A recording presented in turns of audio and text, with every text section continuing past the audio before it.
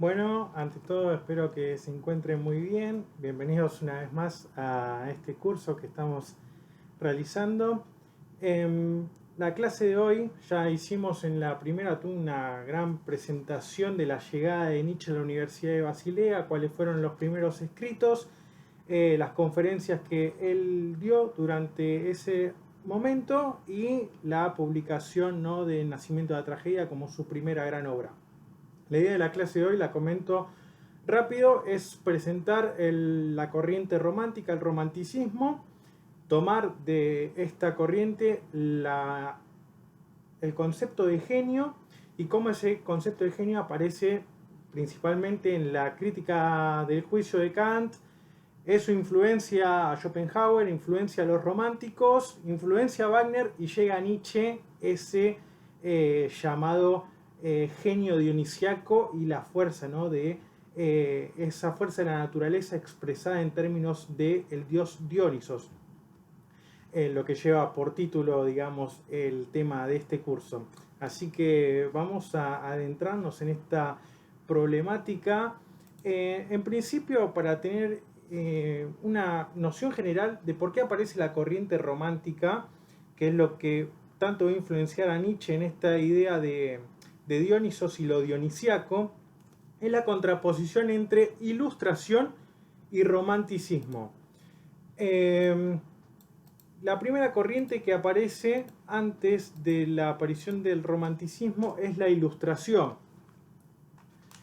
Lo que tenemos que tener en cuenta son esta contraposición, que la ilustración es heredera de las ideas claras y distintas ya que proponía incluso Descartes cuando aparece en el pensamiento de la modernidad.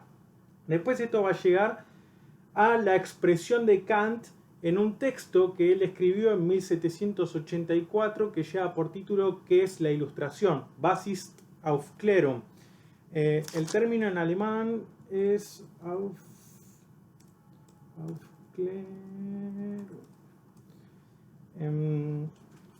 ¿Qué es Aufklärung? Tiene que ver con aclaración, iluminación.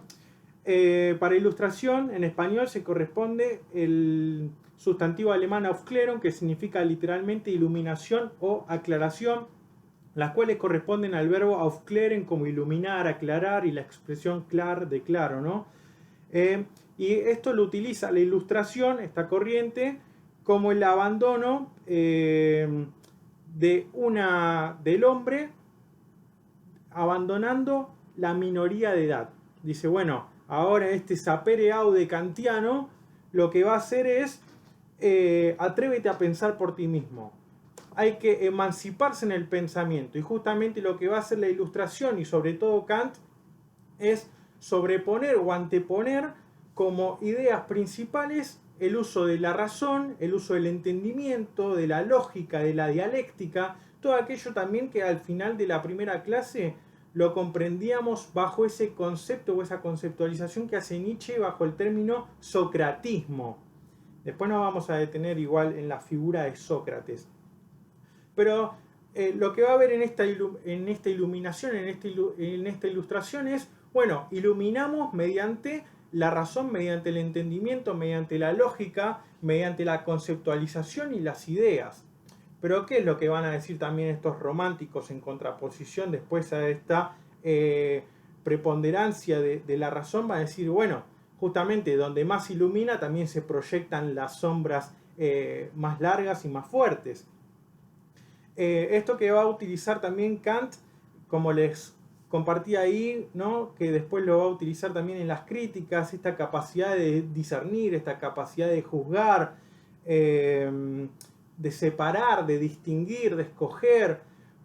Todas esas divisiones van a tener que ver también con esta tendencia de la época moderna de hacer una analítica, ¿no?, de dividir, de separar cada una de las partes de un todo, separar esas partes y, por ejemplo, no sé, bueno, de las distintas ciencias, de las ramas de la filosofía, bueno, ir profundizando en cada una de ellas y perder esa visión, esa visibilidad del todo, del conjunto.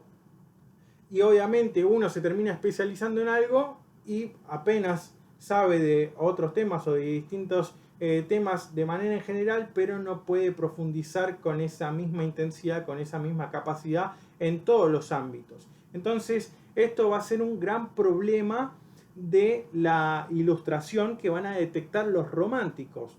En contraposición a esto, lo que van a hacer o lo que van a proponer los románticos va a ser todo lo que tiene que ver con las emociones y los sentimientos, que van a contraponer a este uso del entendimiento, de la razón, que ya obviamente, si recordamos que la primera crítica de Kant es crítica de la razón pura, también la crítica de la razón práctica, ya usa toda esta, tiene una visión de la naturaleza que es prácticamente matemática, que está vinculada a fines, y no hay, digamos, una libertad que tenga que ver con la expresión de las emociones, la expresión de los sentimientos y demás. Entonces, bueno, el romanticismo aparece, si el texto de Kant sobre la ilustración es de 1784, el romanticismo comienza ya a fines del siglo XVIII y la primera etapa del siglo XIX.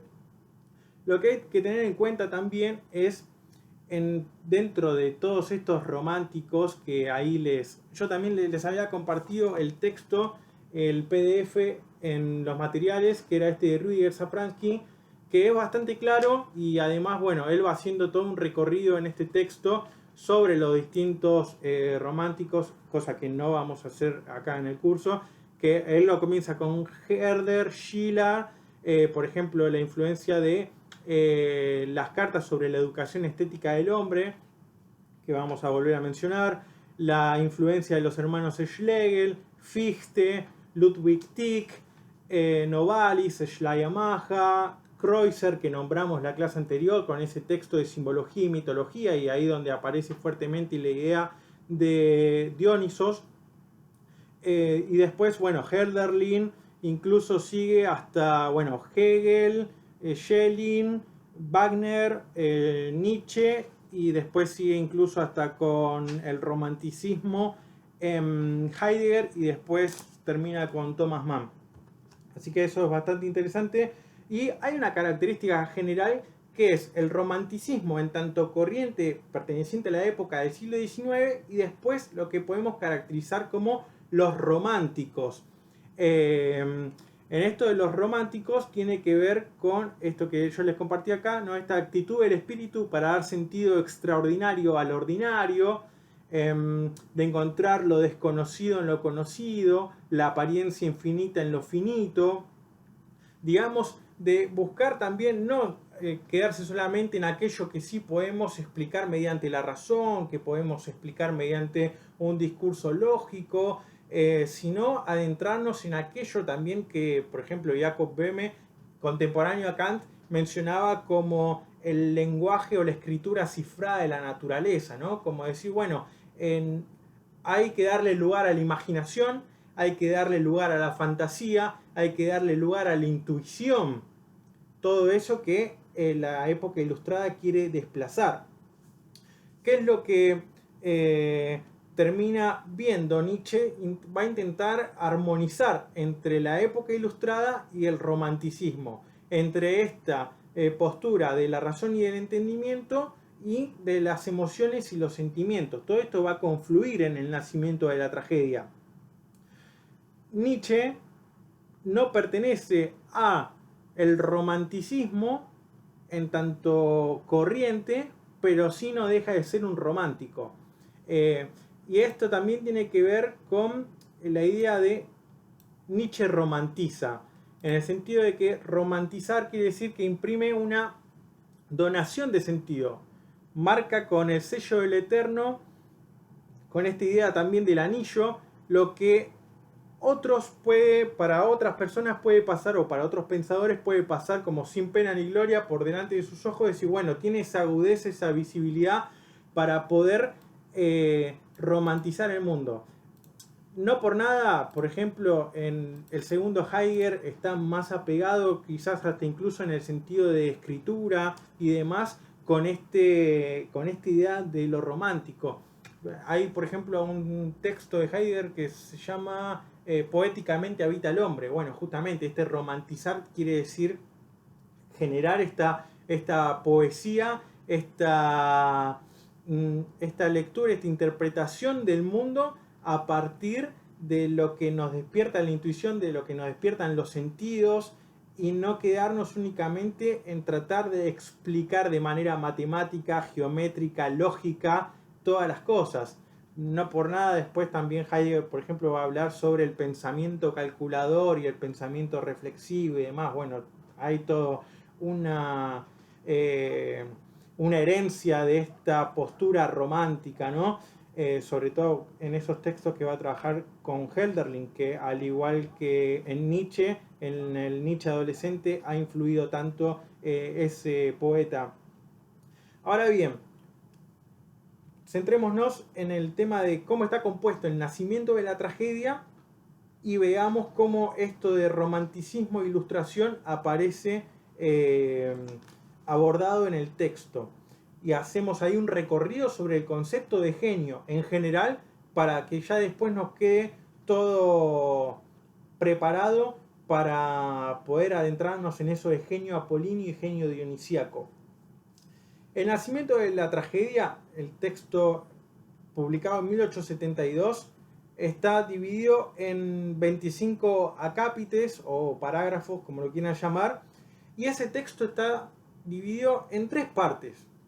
La primera parte del nacimiento de la tragedia, que va del 1 al 10, del acápite 1 a 10, podemos denominarlo como nacimiento de la tragedia, donde Nietzsche, del acápite 1 al 10, hace todo un recorrido describiendo la llegada o la instauración ya de la fuerza apolínea, como esta serenidad griega, como este mundo griego establecido, que es el que él va a criticar, como hablamos la clase anterior, de que la escuela filológica únicamente se centra en la serenidad griega, en el mundo olímpico, en el mundo homérico, en esa luz, en esa iluminación, en ese velo también, ¿no? Ese mundo apolíneo que permite vivir, pero al mismo tiempo nos está privando de conocer la verdad, de acceder a la verdad del mundo.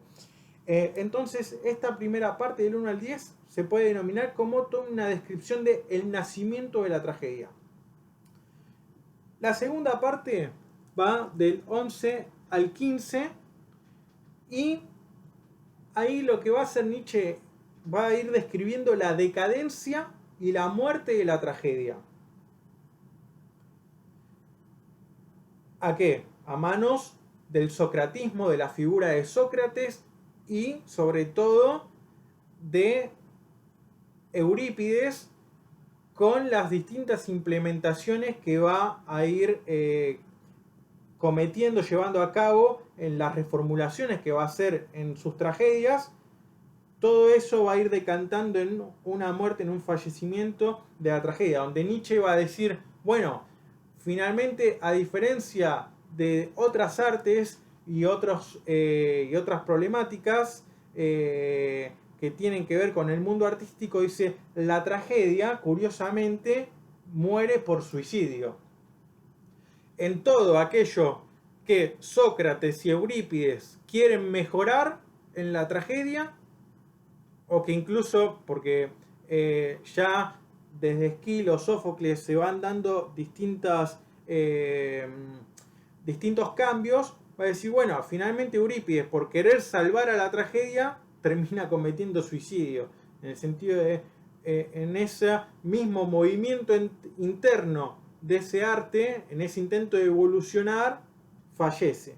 ¿En qué fallece? En esta preponderancia, en esta ganancia del socratismo, de lo socrático, de la erudición, de poner más personajes en escena y que ya no implique la tragedia en la aventura del héroe, el recorrido del héroe y este intento de imponerse frente al destino y sucumbir frente a ese destino a causa de ese sentimiento trágico, sino que lo que va a suceder es, pongo 2 héroes del mismo nivel a discutir en plena escena y la ganancia o la pérdida se va a medir según la lógica del discurso. Entonces ahí incluso aparece todo un prólogo por parte del corifeo que va a presentar el contexto de la escena, donde va a dar una explicación a los espectadores de qué es lo que va a suceder, cuál es la trama, etcétera. Entonces ahí va a decir, bueno, se anula el misterio, se anula lo mistérico. Todos aquellos elementos dionisíacos, oscuros, justamente, ¿no?, que tienen que ver con la intuición, con la emoción, con los sentimientos, quedan anulados porque lo único que se va a medir es esa riña, esa lucha por medio de la palabra. Entonces toda esa descripción tiene que ver con la decadencia y la muerte de la tragedia a causa del socratismo, como dialéctica, como erudición, acumulación de saber. Y pensemos, ¿no? Es una analogía a esto que mencionábamos antes como ilustración de el Atrévete a pensar, donde lo que importa es la capacidad de discernir, la capacidad de juzgar, la capacidad de separar, distinguir, y todo eso mediante el saber.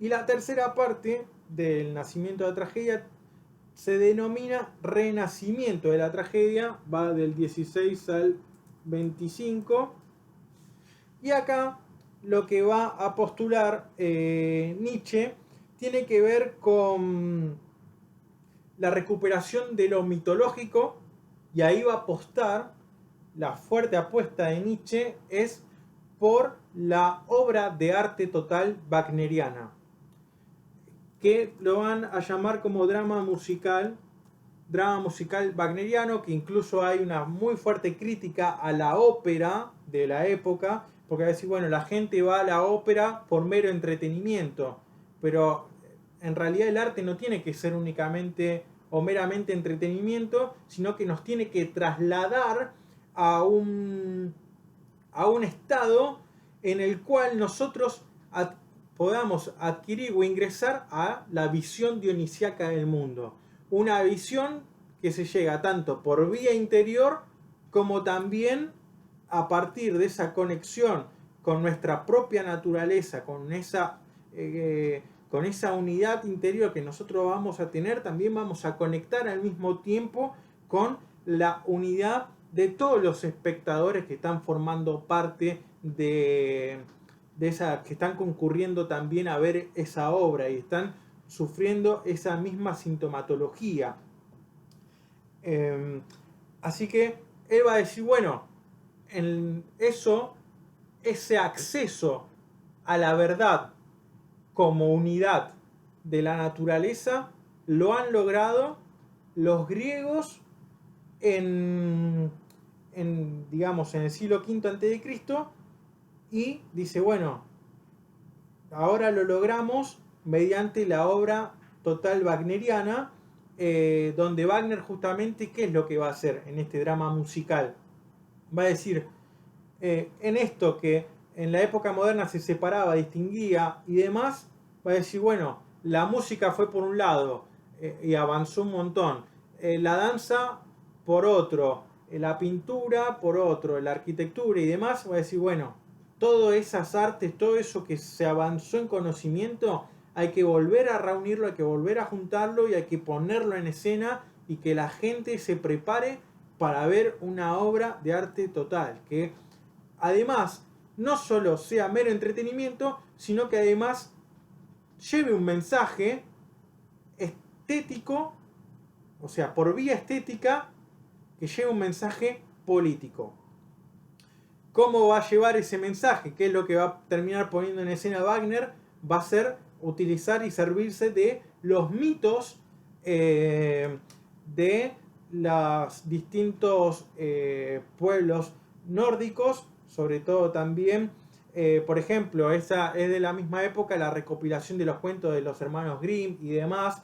Entonces va a aparecer los relatos de Parsifal, Tannhäuser, el Cantar de los Nibelungos, que después lo va a postular como el Anillo del Nibelungo, después el Holandés Errante, demás. Todos cuentos, mitos, leyendas que tienen que ver con el pueblo, tratar de darle unidad y llevarlo a escena por medio del arte, y obviamente esas representaciones mitológicas tienen un mensaje político, ¿no? Bien, entonces tenemos esos tres momentos: nacimiento de la tragedia, decadencia y muerte de la tragedia, y después el renacimiento de la tragedia finalmente. ¿Qué es lo que interpreto yo al leer este orden, que obviamente Nietzsche no inventa, sino que lo habíamos mencionado, que aparecía también en la historia de la teología en uno de los colegas de la Universidad de Basilea? Cuando hablamos y cuando nos detengamos en el tema de Dionisos, vamos a ver que justamente Dionisos es el que nace dos veces. ¿Qué es lo que conlleva esto? Es decir, bueno, en el mito, Dionisos nace, Hera se entera de que es hijo de Zeus con Perséfone o Semele, según el mito al que nos podamos remitir. Entonces lo persigue y manda a matarlo. Termina fulminándose con un rayo. Igual ahora después nos vamos a detallar bien en el tema este del mito. Es decir, bueno, se cose una parte de Dionisos Zeus en el muslo hasta que vuelve a nacer otra vez, ¿no? Entonces, este intento de Hera de asesinar, de matar a Dionisos, y después Zeus, que cuida a su hijo y vuelve, digamos, a ese segundo nacimiento, es de alguna manera, entiendo yo, el proceso que está tratando de explicar Nietzsche en esta obra. Tenemos nacimiento, muerte y renacimiento.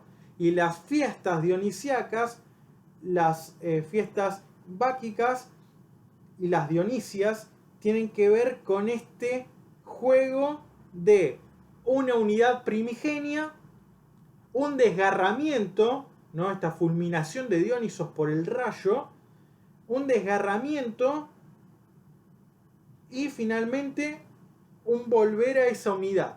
Pero ya esa vuelta a la unidad no es el principio nuevamente, sino que hubo una experiencia, hubo una superación y se retorna a una unidad, pero ya con otro conocimiento, ya con otra sabiduría. Esto también va a aparecer obviamente cómo lo va a interpretar Nietzsche de la influencia de Schopenhauer cuando pensamos en el mundo como voluntad y representación, ¿no? En ese mundo como voluntad, como una unidad primigenia, como algo oscuro, como un querer, como un desear, que se expresa mediante la naturaleza. Nosotros somos obra de esa naturaleza y somos un medium, un medio, una herramienta para que esa naturaleza se conozca y se contemple a sí misma. Entonces la naturaleza va a alcanzar, o se daría cuenta, la sabiduría, en su propia sabiduría, la naturaleza se daría cuenta que mediante el arte es posible poder contemplarse a sí misma. Hacer que el hombre, avanzando por vía estética, por la vía del arte, puede simular a la naturaleza esta apariencia, este juego, ¿no?, entre la representación y la voluntad, simular a la naturaleza y poder sentirse de nuevo en esa unidad de la que nosotros salimos como en esto del principio de individuación, ¿no?, como individuos aislados que nos desgarramos de esa unidad y que en algún momento anhelamos, tenemos ese anhelo, tenemos esa nostalgia de que quizás en algún momento fuimos parte de ese todo, de esa unidad, y mediante el arte, mediante la vía estética, podemos volver a retornar a eso. Entonces, bien, tenemos nacimiento de la tragedia, decadencia, renacimiento de la tragedia. Esto tiene una suerte de vínculo con el mito dionisíaco.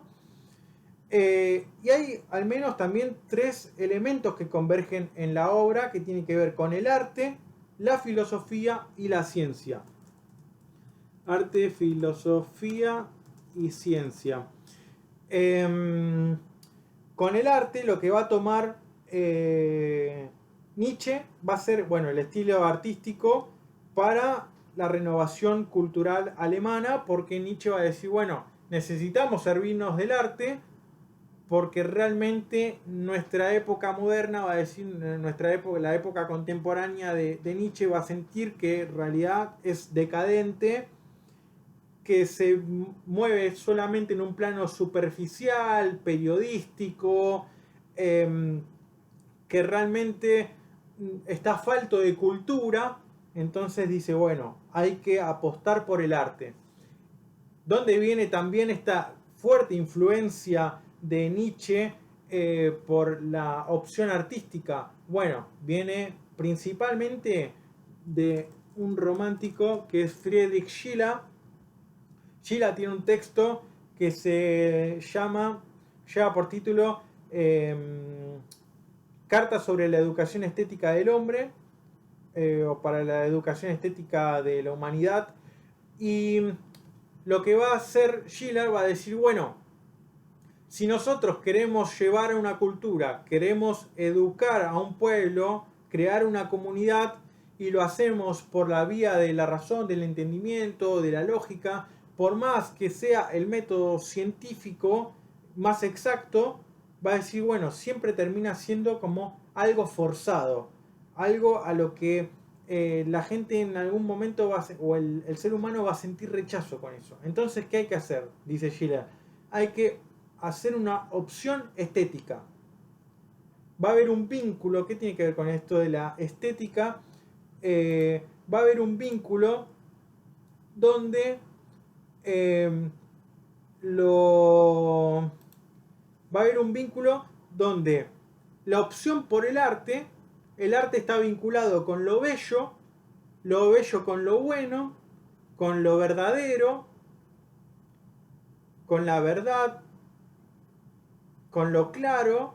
Entonces, esta belleza del arte es un camino que hay que optar para, a partir de las distintas artes, poder llevar a dar un mensaje moral, un mensaje ético, poder educar a la sociedad, poder educar al ser humano por medio del arte, porque la belleza y la verdad van de la mano, va a decir Schiller. Entonces hay que apostar por el juego artístico. Esto también tiene, digamos, su fuente en la tercera crítica de Kant, que es la crítica del juicio, crítica del discernimiento según la traducción. Todo esto es un conglomerado realmente de temas y de pensadores, de pensamiento que están puestos acá en el nacimiento de la tragedia, en esta primera obra de Nietzsche, y que Nietzsche no va a abandonar, sino que va a ir pensando de a poco a lo largo de todas sus demás obras hasta el final. Como habíamos dicho, este tema de Dionisos y lo dionisiaco aparece de manera muy tajante en esta primera etapa, pero es un concepto que nosotros podemos ir recuperando a lo largo de toda su obra. Entonces aparece el tema del arte, sobre todo con Schiller, porque a este vínculo de belleza con verdad. Entonces, sí, bueno, si optamos y mostramos obras de arte de la temática que sea, y mediante eso podemos bajar un mensaje, podemos educar al ser humano, entonces, sí, bueno, hay que optar por la vía estética. Nietzsche esto lo toma. Después, bueno, está la filosofía, sobre todo, de Schopenhauer, que mencionábamos, del mundo como voluntad y representación, voluntad con lo dionisiaco y representación con lo apolíneo, si queremos, ¿no? Y esta mezcla de los dos se va a dar en la obra de arte por excelencia del mundo clásico, que es la tragedia ática. Y la ciencia va a hacer el estudio de los textos, de estos textos antiguos, y sobre todo lo que le va a importar ahí a Nietzsche son los estudios sobre Dioniso que llevó a cabo Kreutzer, que mencionamos en Simbología y Mitología, Schelling y los hermanos Schlegel. Eso tiene que ver la ciencia con la filología, porque son estos filólogos los que empiezan a estudiar sobre la cuestión de Dioniso y sobre estas distintas máscaras o figuras de Dioniso. Entonces, bien, sigamos. Esto sería todo el armado y la composición del nacimiento de la tragedia, ¿no? De muerte, de nacimiento, muerte o decadencia, y después del renacimiento aparecen estos elementos que convergen: arte, filosofía y ciencia. Y obviamente en estos estudios filológicos aparece de manera muy fuerte la inclinación por el estudio de Dionisos. Por ejemplo, Schelling lo toma y lo estudia en filosofía de la revelación y filosofía de la mitología. Y hay algunos pasajes incluso que son prácticamente textuales que pone Nietzsche de los textos de Schelling, aunque no lo cita, por ejemplo. Bien, entonces, ¿por qué es importante la crítica del juicio de Kant? La crítica del juicio de Kant es de 1790, crítica del juicio, crítica del discernimiento. Es el que pone en escena, por decirlo de alguna manera, la problemática del arte. Y en uno de los parágrafos, en uno de los capítulos que aborda en esta obra Kant, va a trabajar el tema del genio. Y acá nos interesa porque vamos a ir de la noción general de genio que aparece hasta llegar a esta definición de genio dionisiaco, genio apolíneo, genio del mundo. Hay distintas, genio de la especie, distintos usos que va dando Nietzsche al tema del genio. Bien, aparece todo este problema en la crítica del juicio, del problema de la estética. Antes únicamente estética tenía que ver con el conocimiento mediante los sentidos, o sea, lo que nosotros podíamos conocer mediante los sentidos, pero hay dos autores, incluso anteriores a Kant, que comienzan a trabajar sobre el tema de la estética y empiezan a darle otro tipo de usos y a generar a la estética como otra rama de la filosofía. Tenemos a Hamann y tenemos a Baumgarten. Acá también aparece el uso ya de lo bello y de lo sublime, porque si queremos hablar de lo bello como una verdad aparente, tiene que ver con el genio apolíneo, con esa serenidad griega que ya habíamos mencionado. Pero en cambio lo sublime, en tanto lo ilimitado, aquello que no podemos calcular y que de alguna forma nos deja estupefactos, que tiene que ver sobre todo con acciones y movimientos de la naturaleza, va a tener una relación con lo dionisiaco. Entonces tenemos también el juego de lo bello y lo sublime con lo apolíneo y lo dionisiaco, con la representación y con la voluntad. Si se quiere, ¿no? Como ir armando un cuadrito de diferenciaciones o contraposiciones. Realmente, en realidad, ese juego termina convergiendo en la tragedia ática, ¿no? En esa puesta en escena de las dos fuerzas de la naturaleza. Entonces, Kant va en un principio en la crítica de la razón pura, utiliza estética en el sentido de lo que conocemos mediante los sentidos, pero después toma estas alusiones de Baumgarten y de Hamann con respecto a la belleza, al estudio de lo bello y lo sublime y del valor de la naturaleza y su influencia en el arte. Esto es primordial porque el genio, va a decir Kant, esto nos interesa mucho, que el genio es el talento o don natural que da la regla al arte. Acá se los comparto. Yo no sé si, me olvidé de avisarles si tienen abierto, si están con la computadora, si tienen abierto Word o algo para copiarlo y dejárselo en el archivo. Entonces, genio es el talento, un don natural que da la regla al arte. Esto está en el parágrafo 46 de la crítica del juicio. El proceso de creatividad artística pone en discusión la relación entre naturaleza y libertad. Ahora explicamos eso de naturaleza y libertad.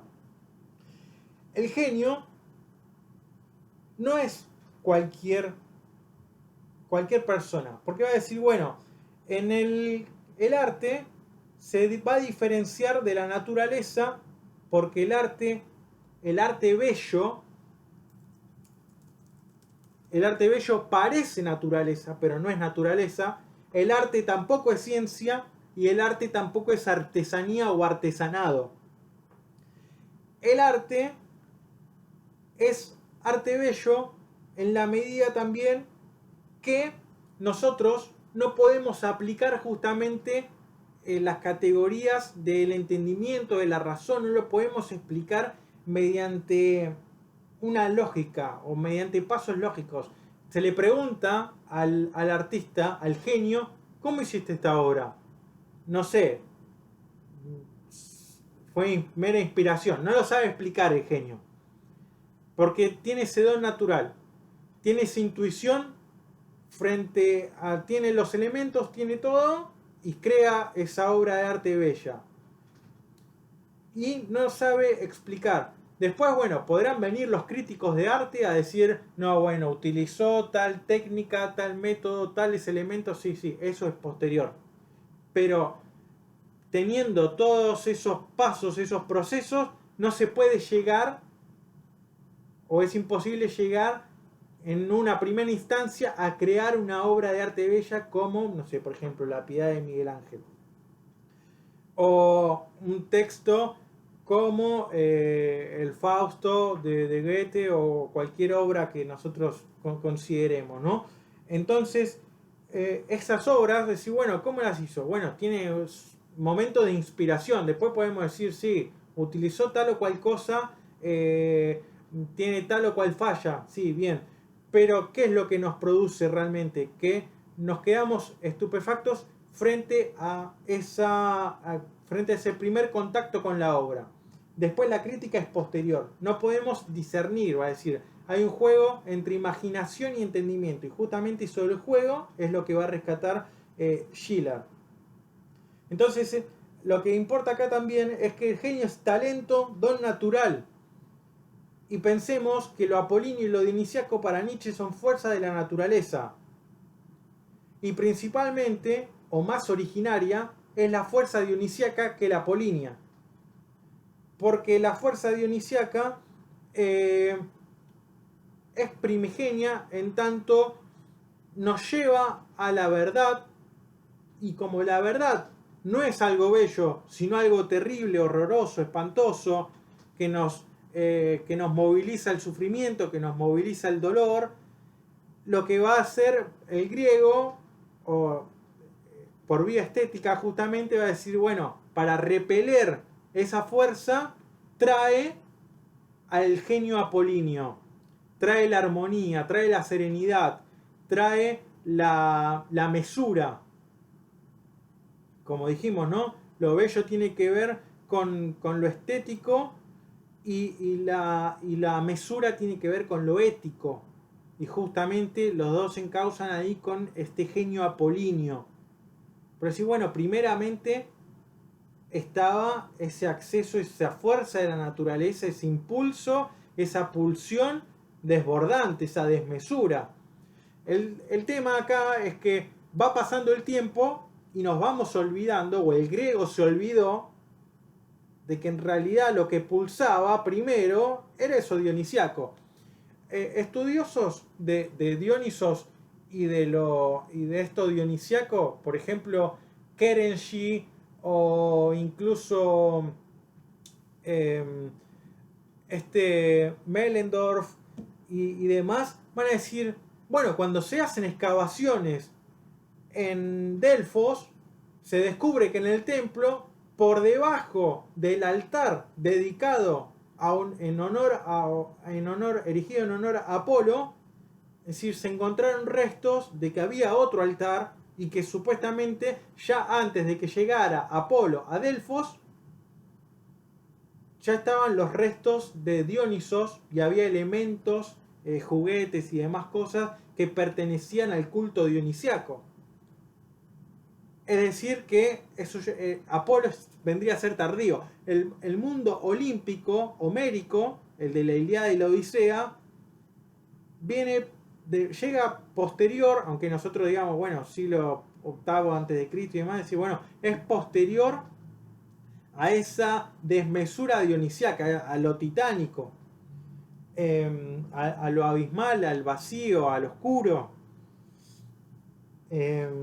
Entonces también está este juego entre la ilustración como iluminación y lo romántico como tratar de rescatar eso oscuro que está escondido detrás de ese velo de Maya, detrás de ese principio de individuación de Schopenhauer y demás. Entonces, bueno, acá nos importa en esta definición de Kant que genio es talento don natural que da la regla al arte. Y da la regla al arte porque no el arte, este arte bello, impone una nueva escuela. No había antes una forma, una explicación para determinada pintura o técnica de pintura, sino que el genio justamente en esa intuición, en ese estar, en esa ingeniosidad, en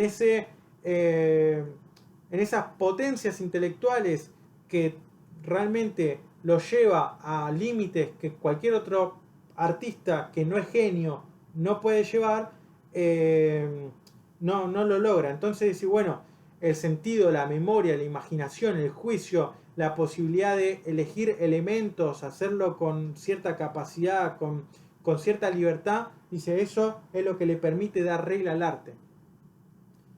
Kant, el problema acá con Kant va a ser porque esto llega por vía del romanticismo, por vía de Schiller, llega a Nietzsche, para que nosotros hablemos de lo apolíneo y lo dionisiaco en estos términos, pero Kant va a decir, sí, descubre que está esta idea del genio, esta fuerza de la naturaleza, este impulso, pero Kant va a decir, no, bueno, acá igual lo que importa es la ciencia. Lo que importa es que va a decir, ¿por qué? Porque la creación del genio rompe con las normas establecidas.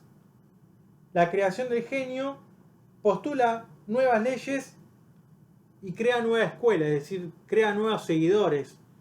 El arte del genio, de alguna manera, ilumina, despierta a otras personas para que inventen y hagan otros estilos artísticos, otras artes, para que se les despierte ese ingenio. Entonces va a decir, bueno, no está tan bueno para Kant romper con las normas establecidas y con la postulación de las leyes. Porque en esto de Kant que mencionábamos, de la ilustración, del sapere aude, del atrévete a pensar por ti mismo, sí, emancipate en el pensamiento, pensá por vos mismo, va a decir Kant, pero ante todo el deber ser, ante todo cumplir con las obligaciones, con las leyes establecidas, con lo que exige el Estado. Entonces, incluso va a decir, lo que va a decir Kant, va a decir, bueno, no quedarse únicamente con esto de romper con las normas establecidas, porque esa intuición del genio, aquello que puede crear el genio, no se puede seguir, muere con el genio. Entonces el arte, sí, por medio de los avances científicos de la matemática, de la geometría y de aquello que se puede calcular, sí se puede seguir avanzando. Entonces Kant ve esto, pero como se le cae su propio sistema, no lo continúa. Entonces Schopenhauer, gran intérprete de Kant, en el en su texto, El mundo como voluntad y representación, lo retoma y va a decir, bueno, si Kant mencionaba entre las distintas bellas artes, sobre todo a la poesía, ¿y por qué va a elegir a la poesía? Porque tiene que ver con el concepto, con la idea, con la razón. Schopenhauer va a decir, no, acá lo que importa realmente es como arte primigenio, como arte primordial, como arte que nos conecta con la voluntad, con eso uno primordial, va a ser la música. Kant desestima la música completamente. En cambio, Schopenhauer va a decir, bueno, es realmente la música como lenguaje universal, lo que nos va a trasladar a nuestra máxima interioridad para poder aquello que nosotros anhelamos. Esto del anhelo es muy importante, ¿no? Aquello que intuimos, anhelamos, que nos genera cierta nostalgia, por medio de la música nos podemos conectar con nosotros mismos y así después poder ver ese mundo que nos rodea, no ya como mera representación de cosas que nos es útil para la vida cotidiana, sino también poder acceder a esa verdad que está pulsando, que está latiendo detrás nuestro. Les quiero compartir acá Schopenhauer. Denme un segundo que les comparto. Acá. El genio de la ética, de la estética, según Schopenhauer, contenía ya el sentido y el fundamento esencial de la totalidad del mundo y la humanidad. Lo realizan los genios. Schopenhauer, tenemos que tener en cuenta que en el mundo como voluntad y representación, en los dos tomos, trabaja sobre el tema del genio y así como está trabajado, abordado por Schopenhauer, a Nietzsche le interesa y le impacta mucho y él lo utiliza también en el tema del nacimiento de la tragedia.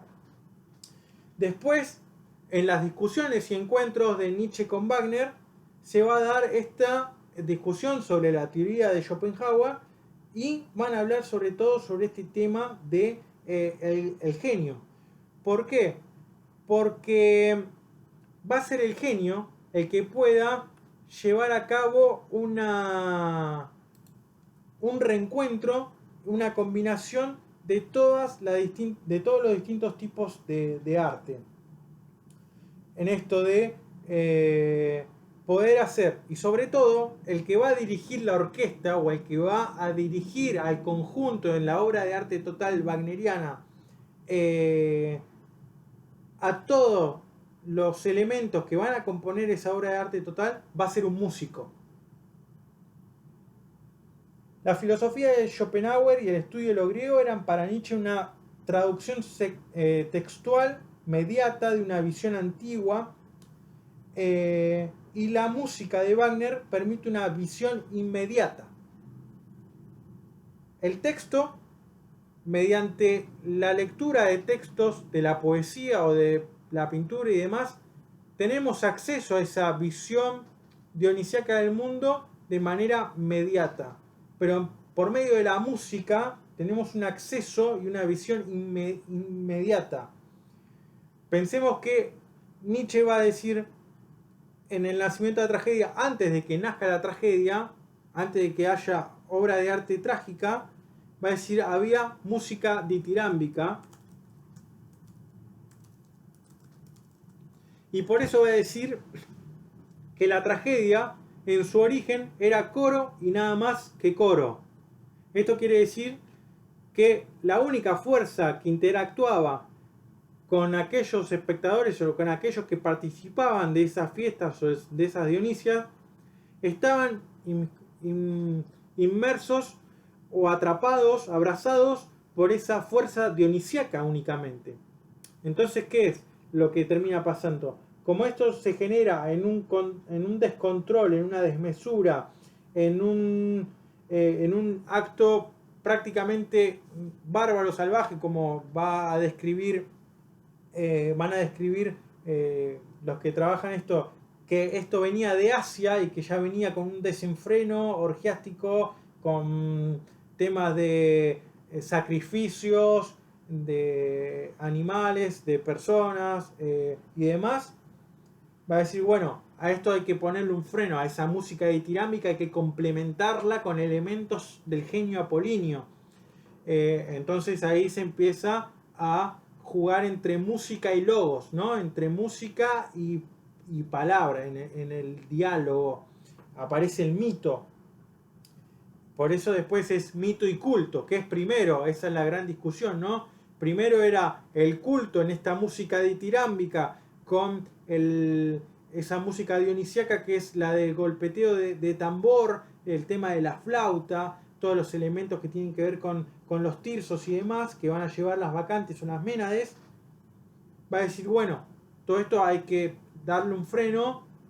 La religión del momento oficial va a decir, bueno, tampoco podemos negarnos a esto porque cada vez es más gente la que está participando.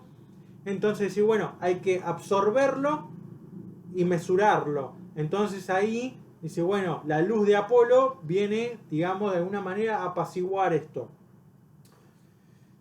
Yo, según mi lectura, no me convence demasiado a aquellos intérpretes que dicen, bueno, finalmente Apolo termina sosteniendo y mesurando por completo a Dioniso.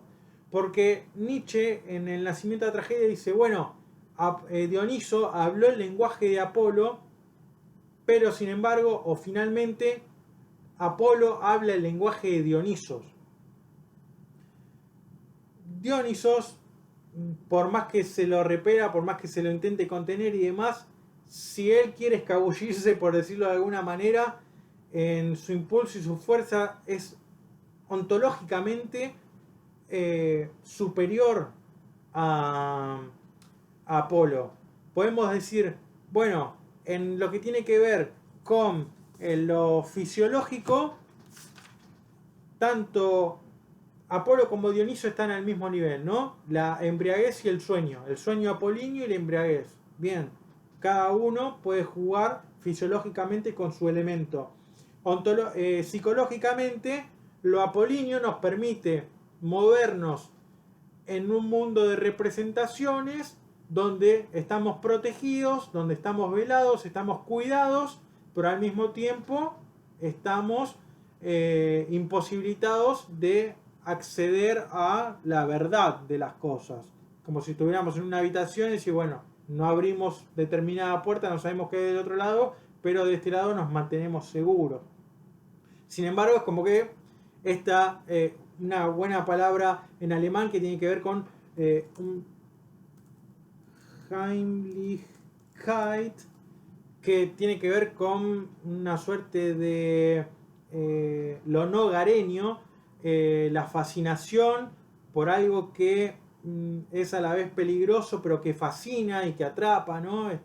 Lo utiliza Freud lo utiliza Heidegger también con el tema de la angustia, ¿no? Esto de que ya uno no se siente como en casa, ¿no?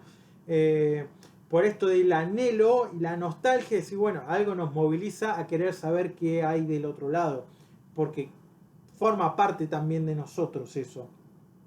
Entonces, fisiológicamente están al mismo nivel, psicológicamente nos conocemos en cierta medida por medio de moviéndonos en el plano de lo apolíneo, también nos conocemos psicológicamente por medio del plano y de la música dionisiaca, en esta interioridad, pero ontológicamente, es decir, con respecto al ser, Dionisos es superior a Apolo. Ontológicamente, o sea, con respecto en lo que tiene que ver con el plano del ser, Dionisos, como dice el texto de Kerenji, me parece, o el subtítulo, no me acuerdo, dice Dionisos, raíz de la vida indestructible. Raíz de la vida indestructible es esta unidad, esa voluntad es Dionisos. Esa voluntad del mundo es lo dionisiaco que después se expresa con esas raíces, con esas individuaciones, con ese desgarramiento, con estos individuos que somos nosotros, con esas individualidades que pueden ser las artes, la ciencia, los distintos ámbitos en los que nosotros nos movemos, pero sin embargo todo eso, como ese movimiento de physis, ¿no? Ese florecer que después perece también, pero genera lugar para algo nuevo, en ese movimiento mismo de la naturaleza, eso es Dionisos. Entonces, ese movimiento de muerte, justamente ese retrotraerse, es un volver a esa unidad para dar lugar nuevamente a algo nuevo y superior. Esto, ¿no? Nacimiento de la tragedia, decadencia o muerte de la tragedia, renacimiento de la tragedia, este movimiento circular, que es de algún modo también como los griegos percibían el mundo, cómo contemplaban el mundo, y que nosotros decimos, bueno, ¿por qué, por ejemplo, tomamos el tiempo de manera lineal, o con esta gran crítica de Nietzsche, ¿no? a la concepción lineal del tiempo, a partir de, sobre todo del cristianismo, y decir, bueno, cuando nosotros vemos la naturaleza realmente nos damos cuenta de que es un juego circular, ¿no? Esto de la raíz indestructible que merece el nombre de Dionisos, por eso ontológicamente superior. Y por algo Nietzsche, en la segunda etapa, donde aparece el texto de Humano demasiado humano, la ciencia jovial, justamente se mete con todo el tema del positivismo, de la ciencia.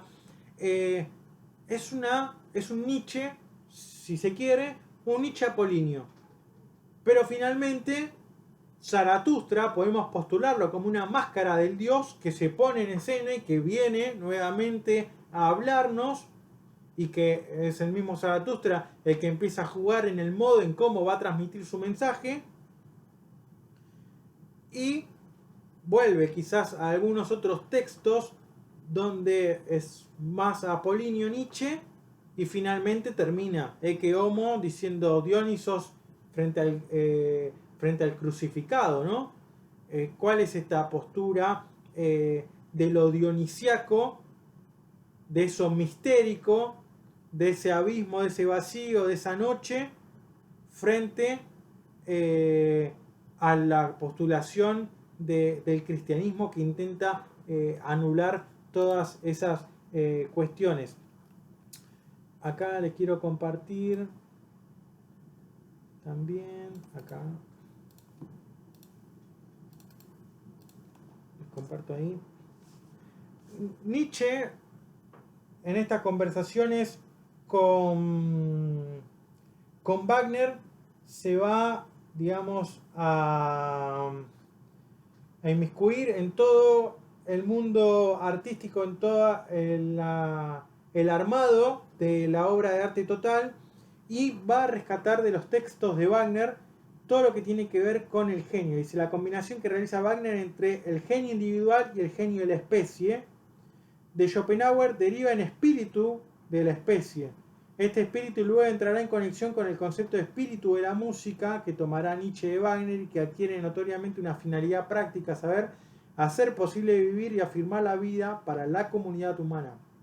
Espíritu de la música, fusión entre voluntad y representación. ¿Qué es lo que pasa? Es decir, bueno, los genios apolíneos, en el texto de Nietzsche, es decir, el genio de la lírica, el genio de la poesía, el genio del mito, el genio de la arquitectura o de la pintura, son genios individuales.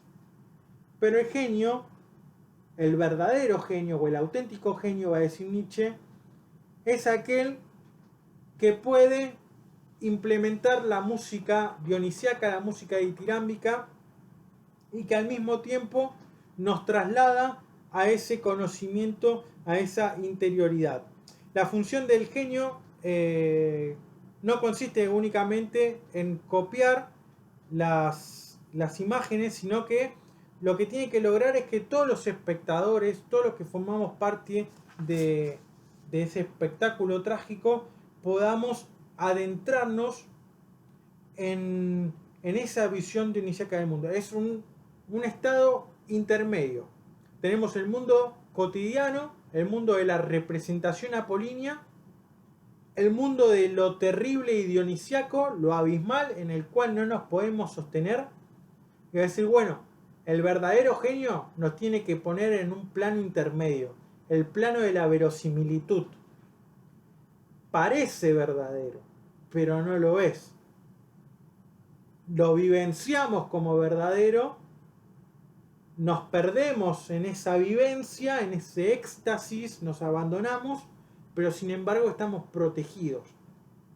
Esto para Nietzsche, este movimiento, va de alguna manera a generar como una doble náusea, porque va a decir, bueno, cuando accedemos a esa visión dionisíaca del mundo, volver a la cotidianidad nos genera náusea, porque va a decir, bueno, es poca cosa esto cotidiano, realmente no nos llena de sentido, no nos llena de significado, y además ya sabemos que pertenecemos a algo superior, a una unidad que está por encima de nuestro propósito individual. Y después está, o también está al mismo tiempo, esta náusea de acceder a la verdad, es decir, bueno, frente a esto terrorífico, realmente no lo podemos soportar, no nos podemos quedar con esto atrapados, porque aparece esta idea, ¿no?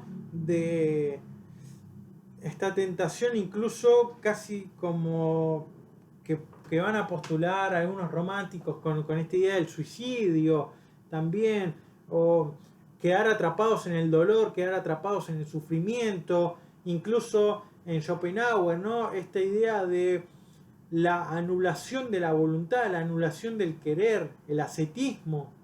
Es decir, no, eso es negar la vida, va a decir Nietzsche. Realmente nosotros formamos parte de esta vida, estamos acá, hay que vivirla y decir, bueno, hay que aprender de alguna manera a convivir con esos dolores, con esos sufrimientos, con esas experiencias que nos transmite todo eso, y poder de alguna manera volcarlo primero en nosotros mismos en tanto obra de arte, y también convertir el mundo que nos rodea en obra de arte. Y frente a esta relación, poder recuperar algo que tiene que ver con esto del coro, con esta idea del coro, ¿no? Del mundo de los espectadores. Al romper nuestra individuación, al romper nuestro yo,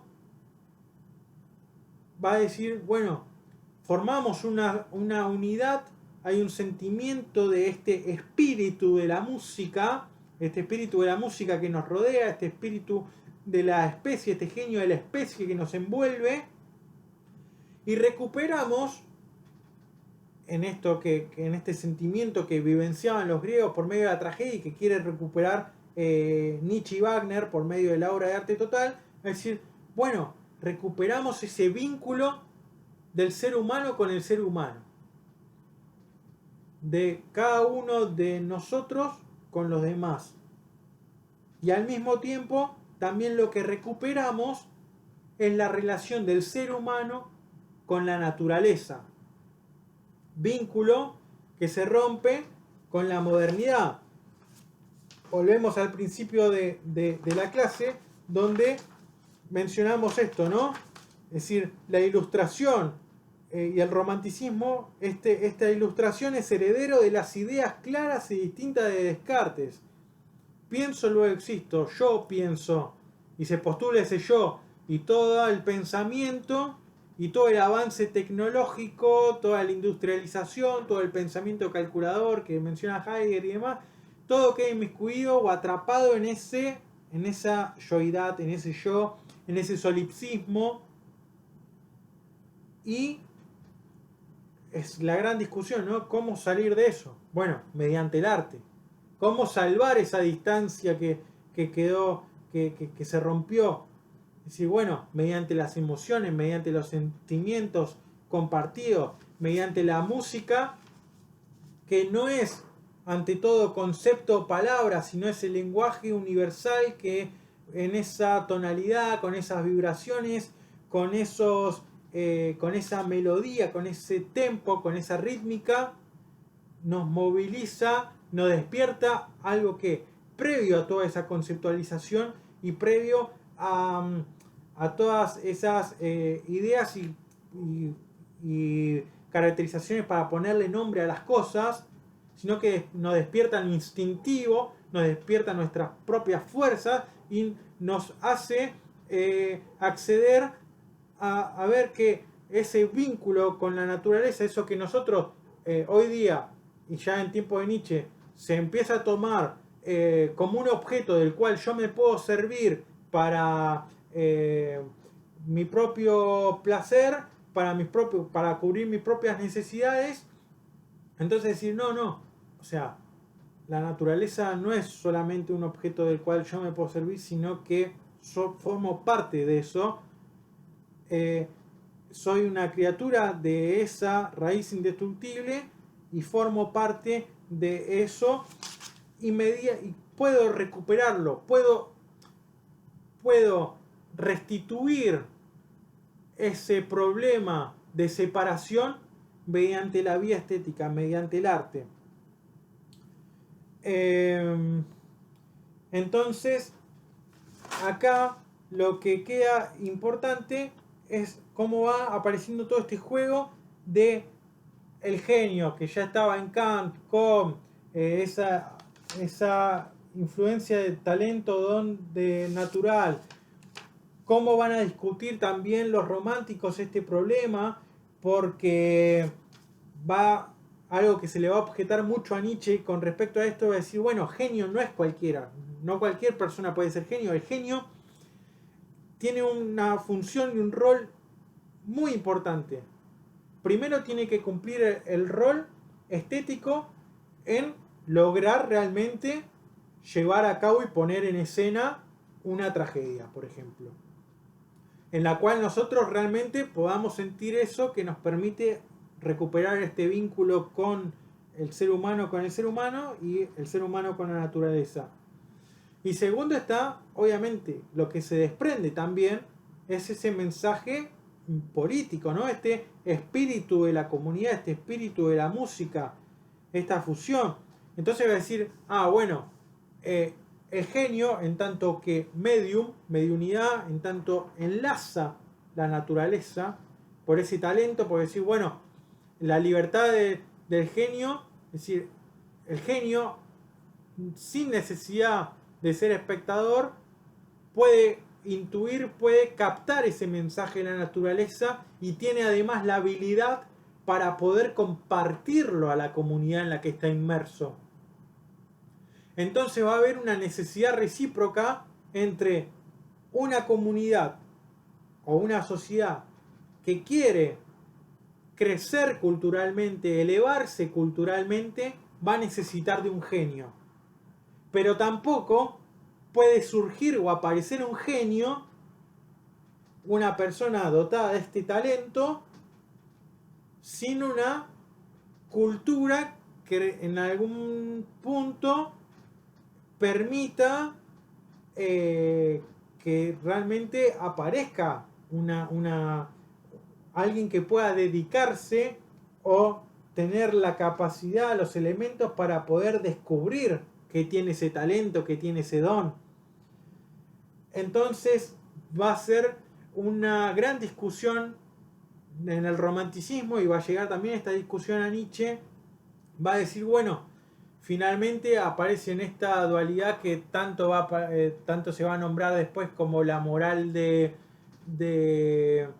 esclavos, la moral de rebaño y la moral del señor, ¿no?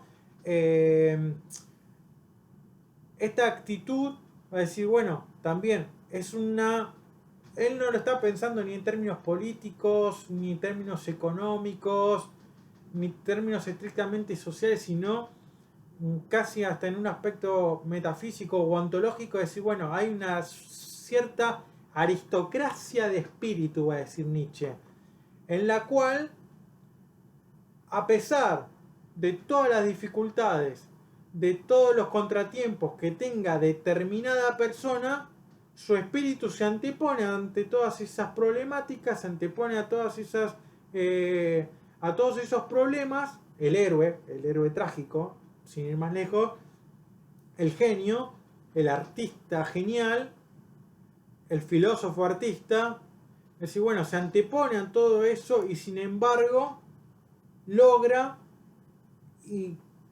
tomar la intuición y crear una obra de arte bella, y sin embargo, a pesar de la falta de cultura en la en la sociedad o en la comunidad en la que se encuentra inmerso, poder, sin embargo, llegar y bajar su mensaje.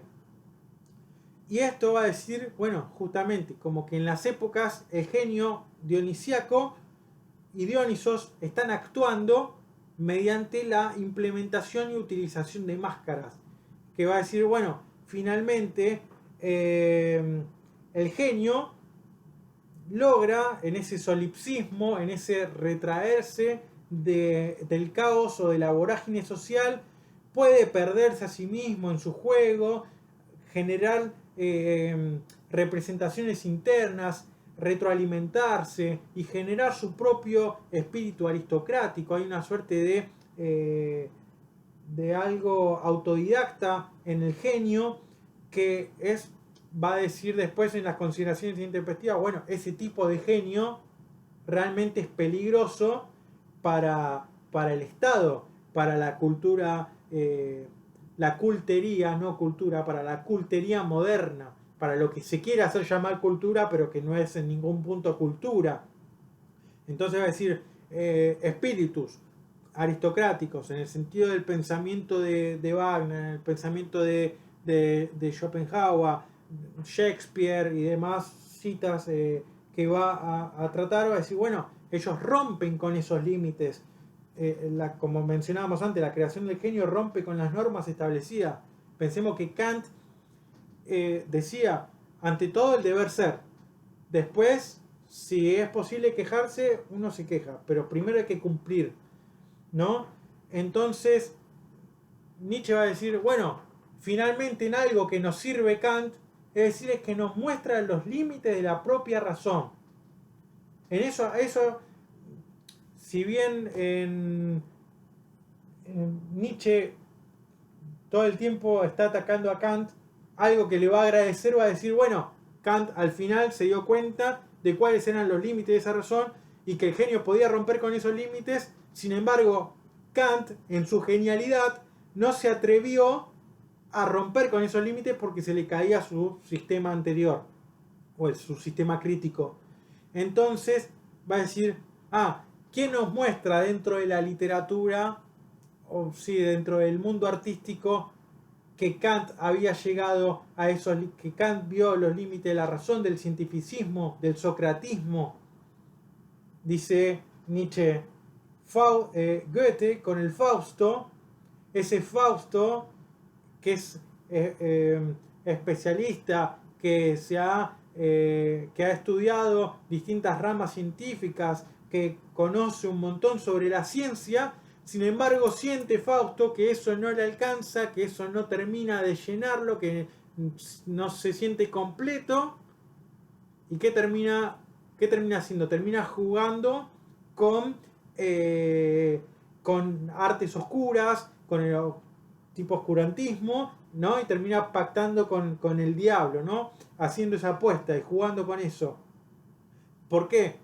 Porque lo que está mostrando es decir, bueno, tanto que nos quisimos jactar del poder de la razón, del poder del entendimiento, y desplazar y quitar a un costado el rol de la imaginación, el rol de la fantasía, el rol de los sentimientos.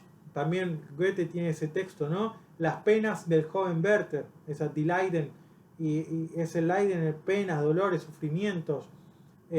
Todo eso, ¿por qué queda helado ahí con la ilustración? Dice, nos queríamos jactar de eso es Sócrates, el que gana por medio del saber y se sufre por ignorancia. Entonces va a decir, no, acá lo importante es que eso no termina de satisfacer al ser humano.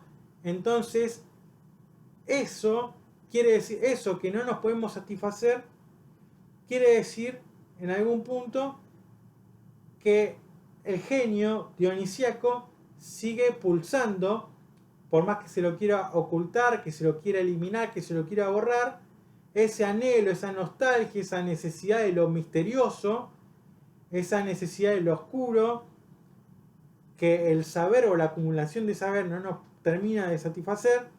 Bueno, eso quiere decir que Dionisos sigue pulsando en la época moderna. Entonces, lo que hay que hacer es esto, ¿no? Recuperarlo. Como menciona, no recuerdo si es Hölderlin o Heidegger, que dice la huida de los dioses, ¿no? O en esto en tiempos de penuria, ¿no? La huida de los dioses, y se profana el mundo y lo que hay que intentar hacer es volver a sacralizarlo. Y ese sacralizar es traer el espacio de juego, instaurar el espacio de juego en el mundo, poetizar el mundo, hacerlo obra de arte, volver a jugar con esos elementos y no simplemente vincularnos con las cosas de manera tal que nos servimos de eso y únicamente lo utilizamos para acumular poder o saber y todo lo que tiene que ver con esta relación de la cultería, de los distintos ámbitos que tienen que ver con la cultura. Entonces decir, bueno, hay que volver a generar ese lugar para el arte porque el genio dionisiaco sigue pulsando, sigue latiendo, aunque esté instaurado el socratismo. Así que si quieren, dejamos acá, si ya la próxima clase nos metemos de lleno ya en la conformación de la tragedia y ya quiero adentrarme sin más en todo lo que tiene que ver con mito y culto de Dionisos y las distintas máscaras, la llegada de Dionisos a Grecia y las distintas figuras de Dionisos, Agreo, Baco y Iaco. Así que abrimos, si les parece, un espacio para las preguntas.